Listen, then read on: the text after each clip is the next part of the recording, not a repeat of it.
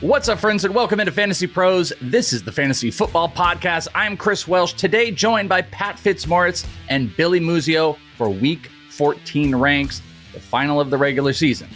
If you're a sane person, there are some crazy people like, let's play till Week 18, blah.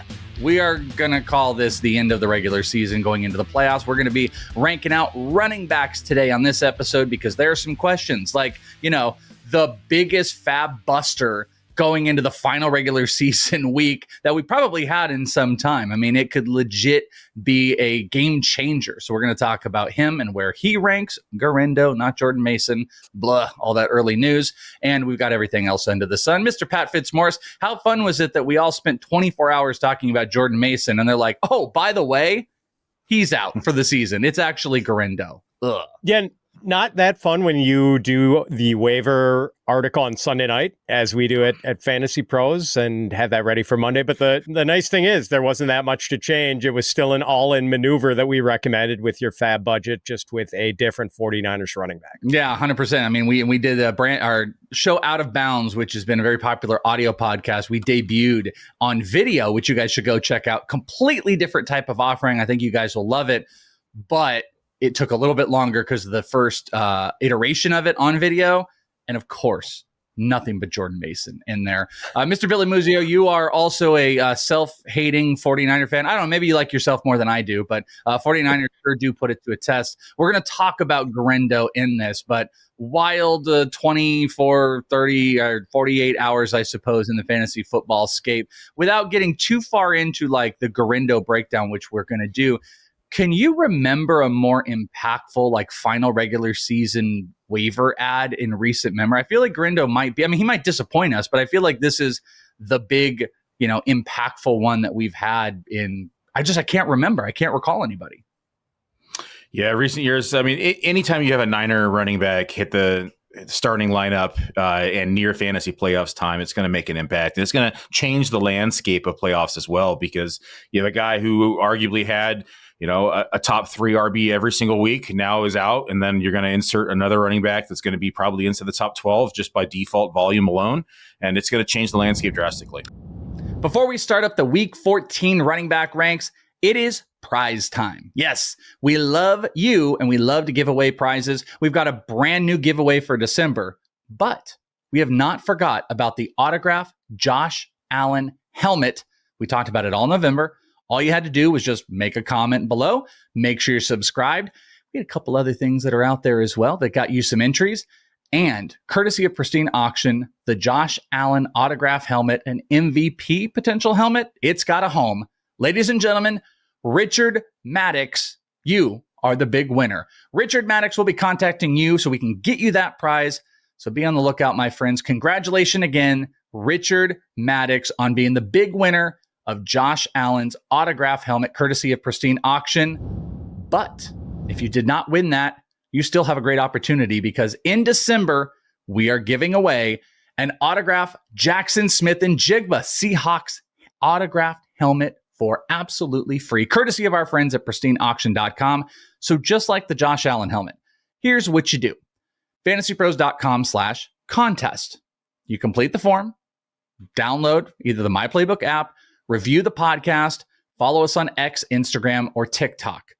I say but you can do all of them. Each one of those tasks gets you an entry, and that's more opportunity to win this incredible autograph helmet. We'll be announcing the winner just like we did here for Richard right here on the podcast. So if you're watching on YouTube, make sure you're subscribed, turn on notifications so you're alerted when new episodes are up and, when you might be claiming that incredible prize.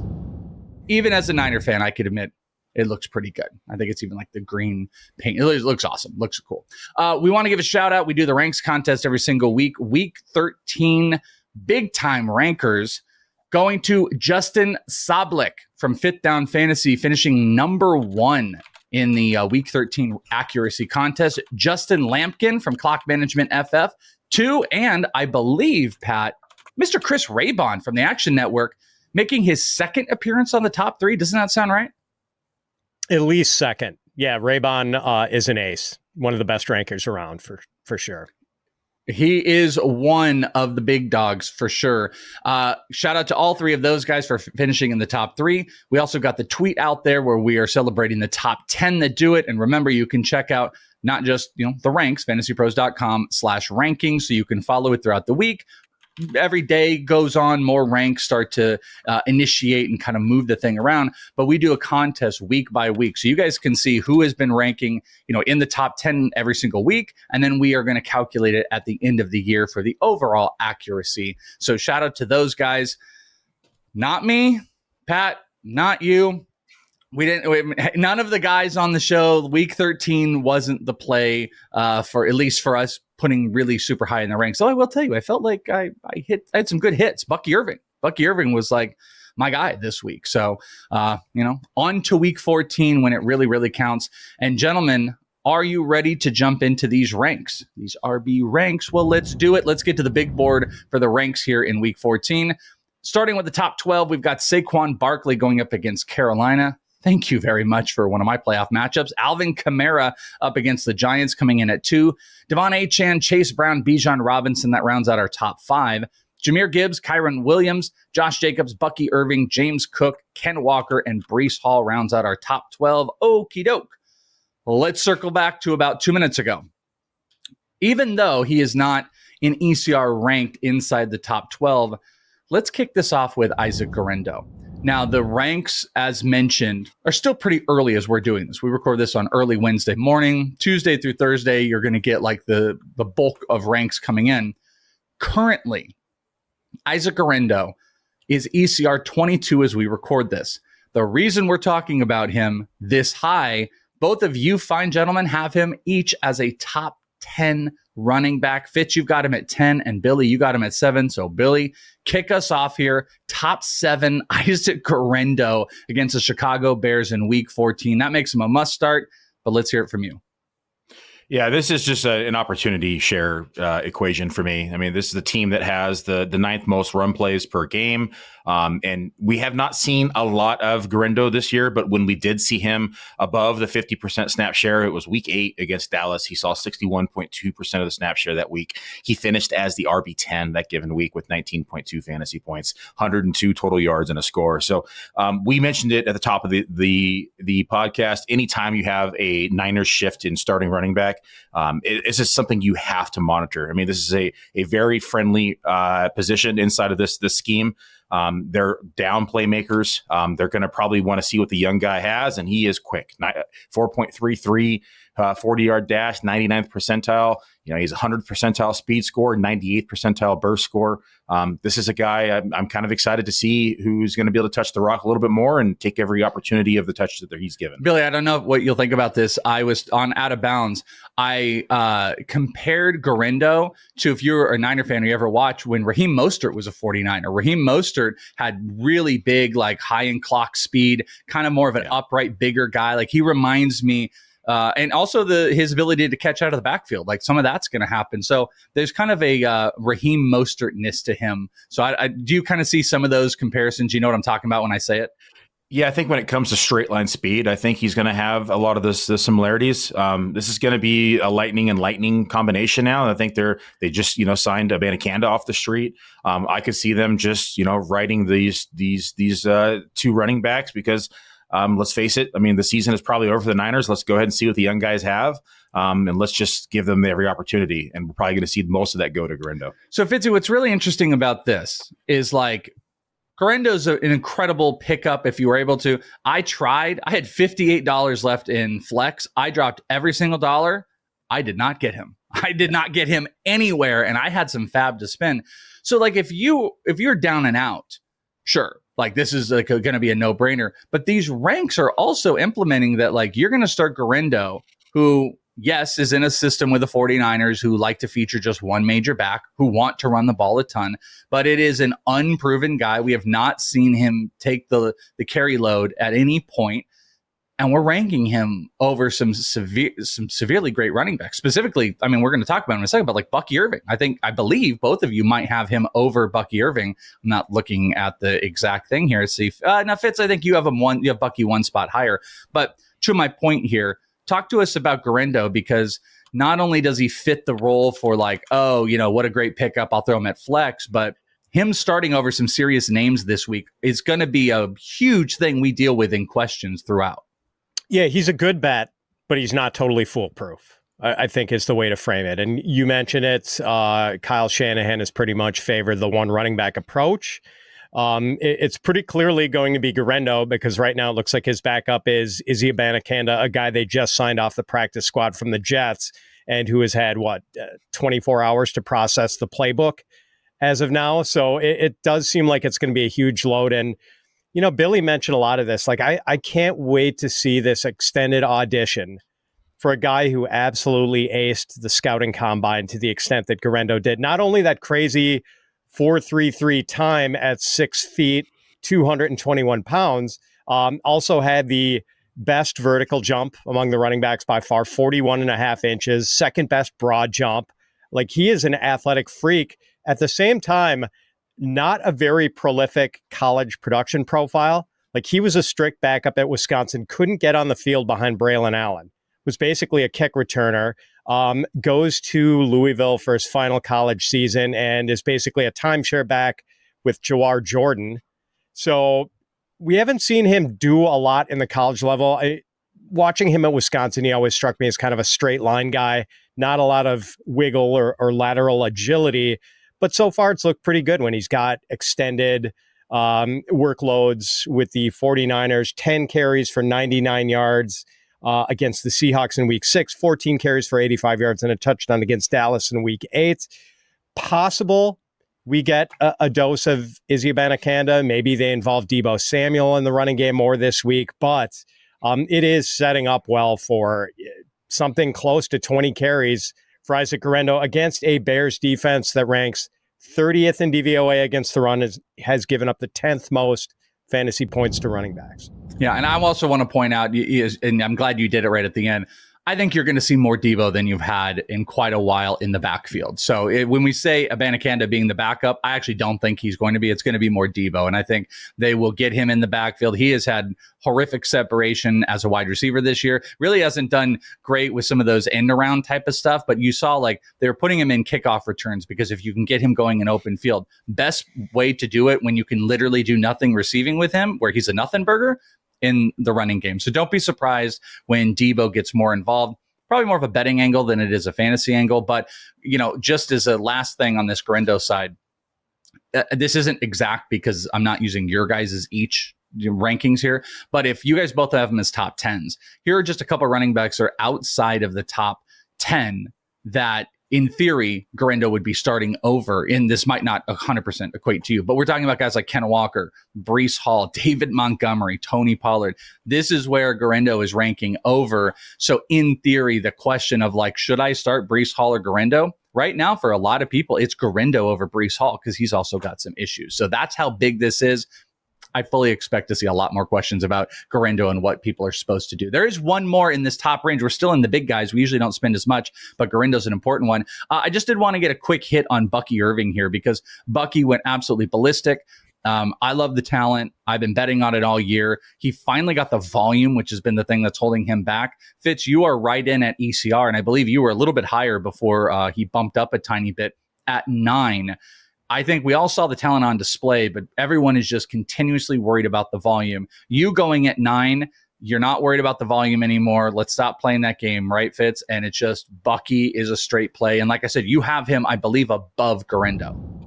Yeah, I underranked Bucky last week because I didn't want to get too aggressive with the ranking of a running back who's in a timeshare situation. Even though he had a great matchup against the Panthers, my mistake.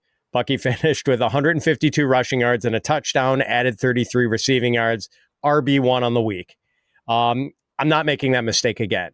So yes, Bucky does share work with Rachaad White, but the Buccaneers are really leaning heavily on their running backs lately. Notice how Cade Otton has kind of dropped off the face of the earth the last couple of weeks after being this midseason breakout superstar. So the return of Mike Evans from a hamstring injury, that's part of what has destroyed Otton. But the other thing, the Buccaneers are just really leaning into the Irving-White combo. Over the last 3 weeks, Irving and White have combined for 103 touches So you're getting like 34 running back touches a game from the Buccaneers. That basically turns timeshare backs into like double feature backs. So over Bucky's last 3 games, he's averaging 104.3 rushing yards, 6.26 yards per carry. He's scored a touchdown in all 3 games, and he's caught all 12 of his targets. I mean, this guy's just doing everything. I can't keep him out of the top 10 in a matchup against the Raiders, who aren't complete pushovers against the run. Their defense, run defense, 22nd in DVOA, but you have to figure it's going to be a real run-friendly game script for the Buccaneers as 6.5-point home favorites. Billy, I don't want to call it like pessimism, but like the rank maybe dictates a tiny bit of pessimism. You have him outside the top 12, so you don't have him as an RB1, but he's the next one, so he's at 13.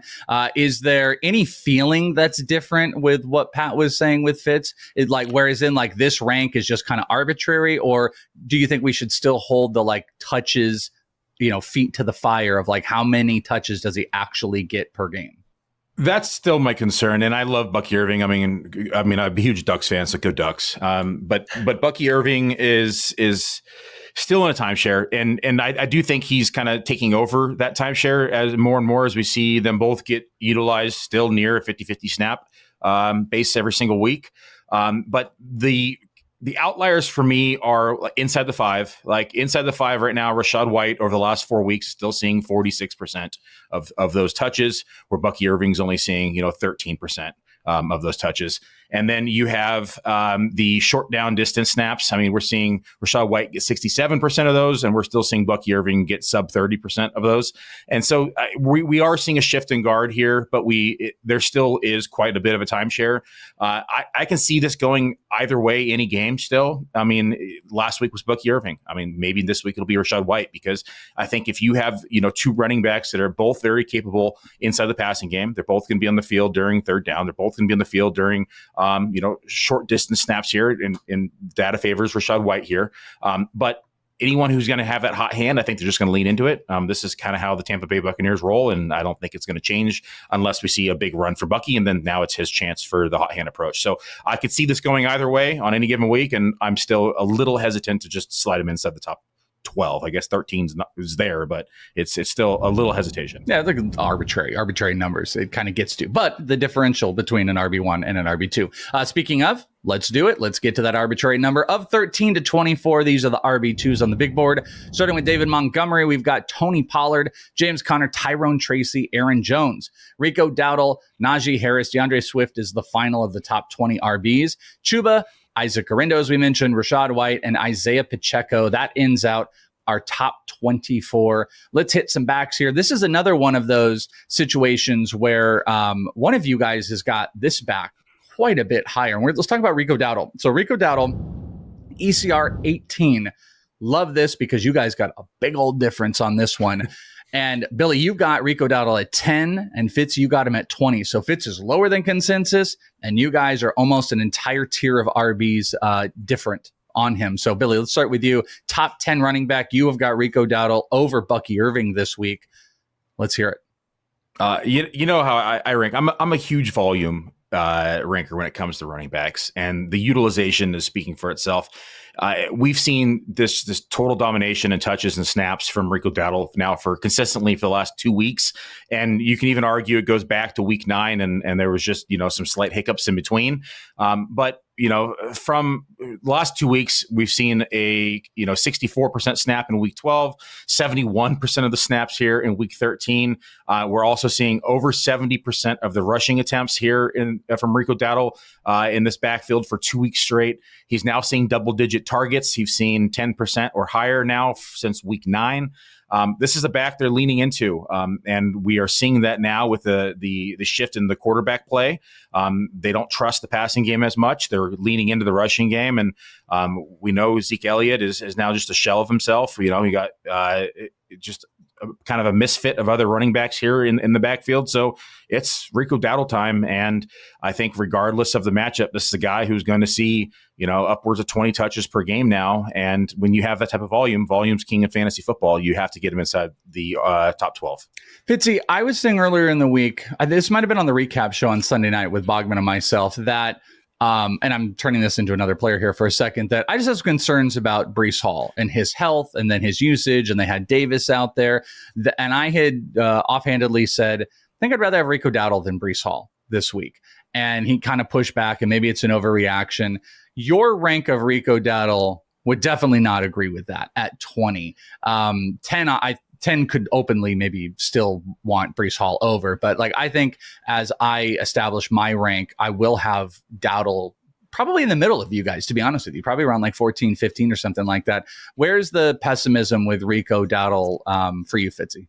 Yeah, hopefully this ranking isn't construed as a fade of Rico Dowdle. It's just that I happen to have him sort of at the bottom of a tier of good running backs, just behind guys like Chuba Hubbard, the Fumble brothers, Tyrone Tracy and Aaron Jones.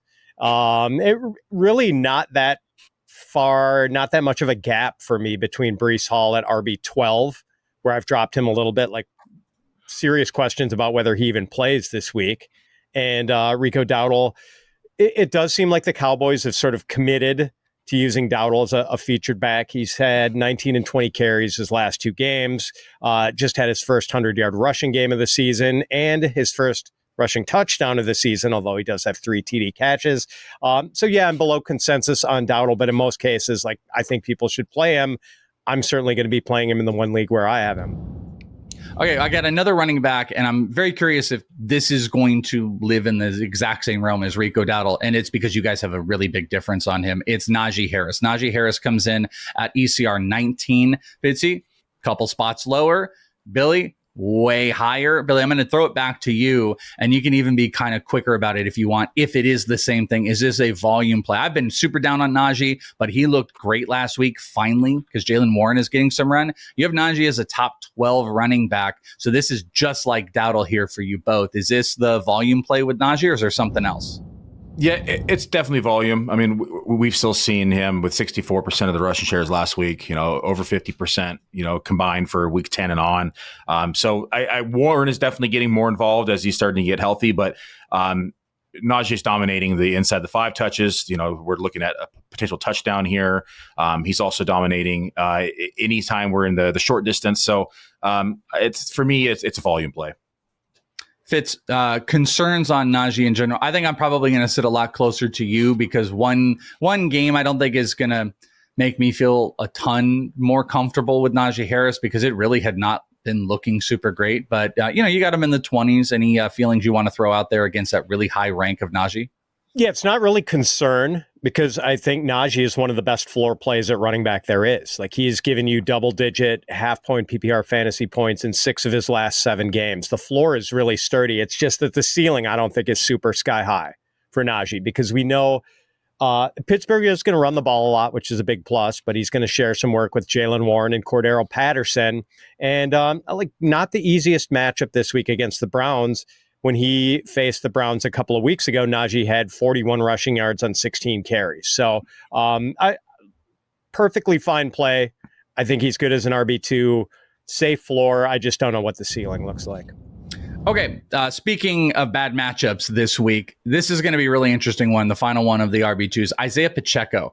I think we could probably all agree that Pacheco was used way more than we thought. Maybe there's someone out there that was like, no, blah, blah. I did not think you were going to see him in like pass blocking situations. I thought it was going to be a situation where it's like when he's in, he's running the ball and they're going to get him out. That really wasn't the case. It was like a nice even split across the board. He also had that really big explosive play. I think that kind of makes you feel a little bit better. So this comes in kind of a 2-parter. It's as bad of a matchup as you could probably have against the Chargers. And you still have Kareem Hunt sitting out there. Yet there's kind of an optimism in the rank at 24. So, Pat, I want to throw it back to you on Isiah Pacheco. Are you comfortable calling Isiah Pacheco a top 24 back this week matchup and kind of assuming that Kareem Hunt is going to take a step back? I'm in line with him in ECR. I have him at running back 24. I've got Kareem Hunt at RB 30, but somewhere in between Pacheco and Hunt is the line of, in between those guys, the line of demarcation. Guys I'm okay with playing, guys I really don't want to play. Hunt is on the wrong side of that line. Pacheco's on the right side of that line. He's the better back. I think we can count on him to get more touches going forward. Maybe they continue to ease him back a little. So maybe it's like a 15-8 split, something like that with carries this week. But you mentioned it, Welsh. The matchup isn't ideal, and maybe he's not back to like 20 carries a game just yet. Billy, what's your take on Isiah Pacheco this week and your comfortability of starting him? Yeah, I'm in line with Pat said. I'm at RB 23 right now. I've Hunt at 33, so we're very similar in both these ranks here. I fully agree with what he said as well. It's like he's just inside this tier. Like, this tier is gross. I mean, if you're in playoff contention right now and you're fighting for a spot and you have to start anyone in that tier, you're not feeling comfortable about any of these guys. And so I think Pacheco has probably the better shot to surprise fantasy managers this week. I mean, he saw 33% of snaps last week. He's probably be closer to 45 to 50% this range. I don't see him fully kind of being thrown into the mix here above 55% of the snaps quite yet, but I do think he'll play more than 33 he did last week. So I think he's a decent bet to finish inside the top 24. And it was messy too, by the way. I think really on third downs, it was like all P. Ryan. So it's like you had P. Ryan on third downs, you had Hunt and Pacheco kind of eating into those snaps. So, where are the snaps that Pacheco takes going to come away from? Will it come away from more P. Ryan? Will it come away from more Hunt? Kind of seems like it might be more Kareem Hunt, which puts him a little bit in question. I agree. You have P. Ryan played 92% of the long distance snaps and 100% of the 2-minute snaps. So neither back was on the field really during those two situations. So it's definitely going to eat into Hunt. Well, friends, the NFL season is rolling along and the contenders are separating from the pack. But the one thing that has not changed this season, DraftKings Sportsbook, an official sports betting partner of the NFL, being the number one place to bet touchdowns. Fade to the corner of the end zone, running back breaks through the line and gallops 60 yards to score. We really don't care how they get them. I mean, we do. But at the end of the day, we just want to bet on those touchdowns at DraftKings, and DraftKings is the best place to do it. We're talking about Isiah Pacheco. Well, guess what? Plus money this week to score a touchdown. The only running back, or the best current running back I could find in the top 12 that has a line, you can get minus 110 on Bijan Robinson. Like, if you're going to Saquon Barkley, it's around minus 225 and like minus or plus 200 for 2 touchdowns. So Bijan Robinson, Isiah Pacheco, maybe those are some plays for you. And here's a reason for new customers to do a touchdown dance of their own.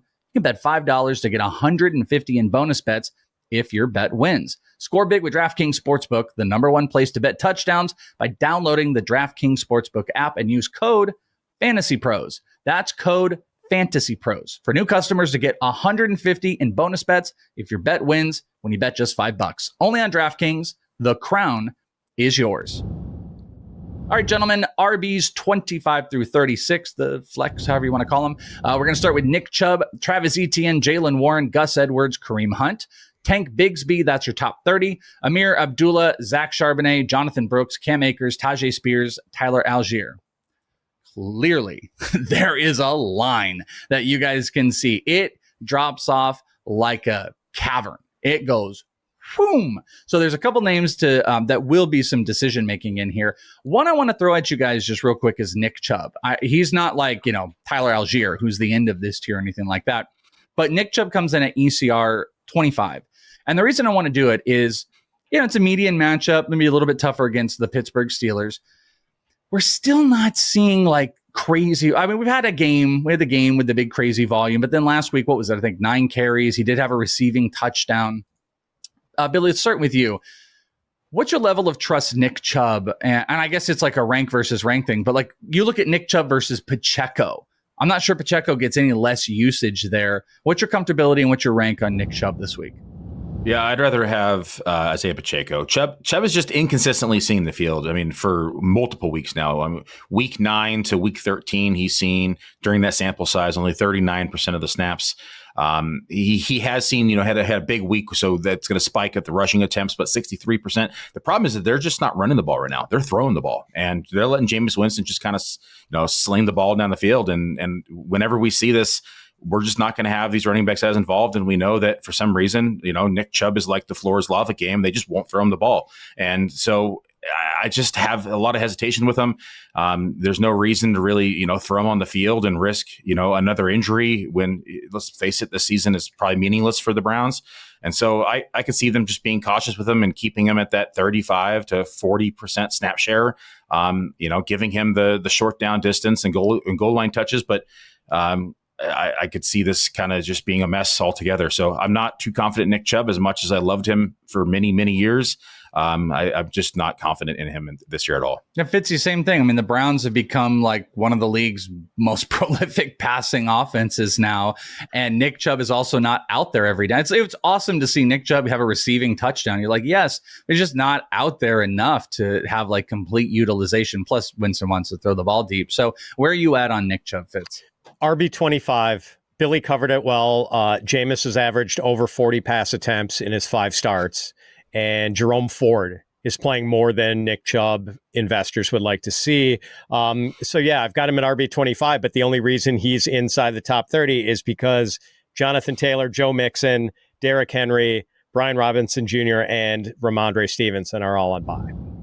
All right. Well, that aforementioned line that I mentioned where things really start to like, whew, it's kind of at 28, I would say. Gus Edwards comes in at 28. Now, I know Gus Edwards isn't like super exciting, but the reason I say that is because like Gus Edwards in theory is like the starter. And who are the names after that? Kareem Hunt, Tank Bigsby, Abdullah Charbonnet. So that's why I say the line. Maybe it doesn't feel as comfortable. So let's talk about Gus Edwards because nothing he did last week that made us feel comfortable with J.K. Dobbins out for the year. He's ECR 28 this week. And obviously we have Bipocalypse and there's a lot of running backs that are taken out. Would probably be in like the low mid 30s if we had everybody active and going without the bye weeks. But Billy, let's start with you on Gus Edwards. We didn't get the volume. It's not a good matchup at all against Kansas City. I mean, as bad as it is for Pacheco, it's bad for Gus Edwards. What do you do, and how do you evaluate Gus Edwards in a starting lineup this week? I don't have a lot of faith in Gus Edwards. I didn't like the change from Baltimore to the Chargers to begin with. A friendly RPO system to a pocket passer, just going to annihilate his efficiency, and we've seen that now.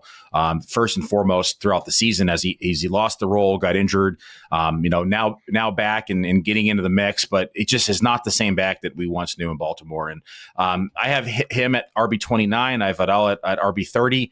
I can see this being a hot hand approach as well. You're going to get both backs mixed in. That's just not something I want to really test in as a week before playoffs in the fantasy season. I'm really glad you said that because I was actually going to say, is this a scenario based on this matchup that then maybe Vidal we end up seeing a bit more? I would say if the Chargers are in the red zone and they're inside the 5, that's probably going to be Gus Edwards territory. But how much do we want Fitzy?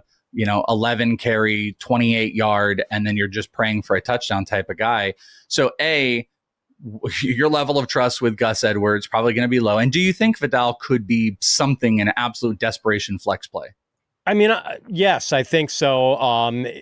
I don't think it's out of the question that we see the Chargers start to get more work to Vidal because they need more sizzle in the running game with Dobbins out for multiple weeks, and they're not going to get it from Gus Edwards. He is a between the tackles plotter who doesn't do anything in the passing game. And we saw Vidal score a touchdown earlier in the season on a real nice wheel route, so we know that he's capable of delivering more in the passing game than they're ever going to get from Gus Edwards. But yeah, like Gus just slamming repeatedly into this brick wall run defense of the Chiefs. It's not pretty. And we've seen a couple of games where Gus Bus had really tough matchups. In week 10, he went up against the Titans. Not bad. 10 carries for 55 yards. Against the Ravens in week 12, 9 carries for 11 yards. So even in the better of those two outcomes, 55 rushing yards on 10 carries. I guess the thing you're hanging your hat on if you're forced to start Gus Edwards is that he did play more than half of the Chargers offensive snaps last week, 52% snap share. And if anyone's going to fall into the end zone on a 1-yard touchdown run, I guess it's probably going to be Gus for the Chargers. The moral of the story was, I hope you won your Guerendo fab is pretty much what you did. If you were trying to start Gus Edwards, hopefully you were able to do that. Hey, don't forget about our weekly Start Sit live stream on our YouTube channel right here, where you can come and ask specific start and sit questions. We'll be with you every Thursday at 3 p.m. Eastern. So those on the podcast, go to youtube.com/fantasypros, as I've said all year. Subscribe, click on the noties, and you will be able to check out the live stream because I know week 14 is going to be chock full of a billion questions with Bipocalypse 2.0, Isaac Guerendo, I have to start Gus Edwards. What do I do? Well, we'll help you out. Make sure you check all of that out. For Billy Muzio and Pat Fitzmaurice, I'm Chris Welsh. Thank you guys so much for hanging out with us right here on Fantasy Pros. Good luck, and we'll talk to you next time.